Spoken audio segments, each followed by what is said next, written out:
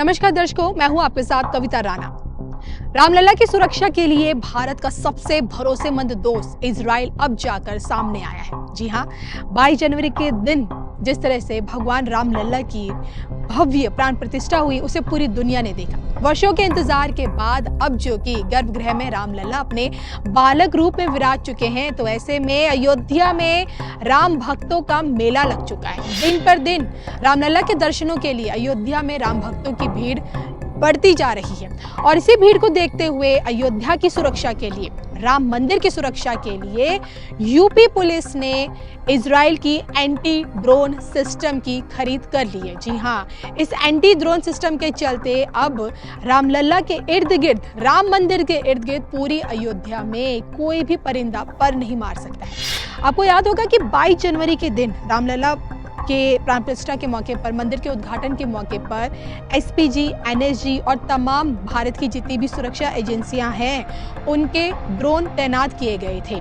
और अब जो कि देखिए, यूपी पुलिस अब अपने ड्रोन तैनात करेगी और इसी के चलते उसने इजराइल के साथ एक बहुत बड़ा समझौता किया है। इजराइल से उसकी एंटी ड्रोन सिस्टम जो तकनीक है वो ली है और इसी सिस्टम के चलते रामलला के इर्द गिर्द आप कह सकते हैं कि 3 से 5 किलोमीटर की दूरी तक यही ड्रोन किसी भी ड्रोन को मार गिराने में पूरी तरह से सक्षम है। तो इजराइल की तकनीक तो पूरी दुनिया जानती है कि मिसाइलों में, सैन्य उपकरणों में इजराइल का कोई तोड़ नहीं है और यही वजह है कि रामलला की सुरक्षा के लिए इजरायली तकनीक का इस्तेमाल किया जा रहा है। इजराइल के एंटी ड्रोन सिस्टम को रामलला मंदिर के इर्द गिर्द लगाया जाएगा।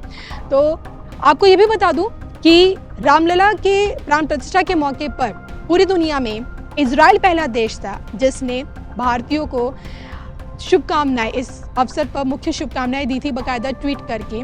और इजरायली राजदूत ने तो बाकायदा ना सिर्फ इससे पहले मुख्यमंत्री योगी आदित्यनाथ से एक शिष्टाचार भेंट की थी, बल्कि ट्वीट कर शुभकामनाएं भी दी थी और इच्छा भी जताई थी कि वो बहुत उत्सुक हैं रामलला के दर्शनों के लिए।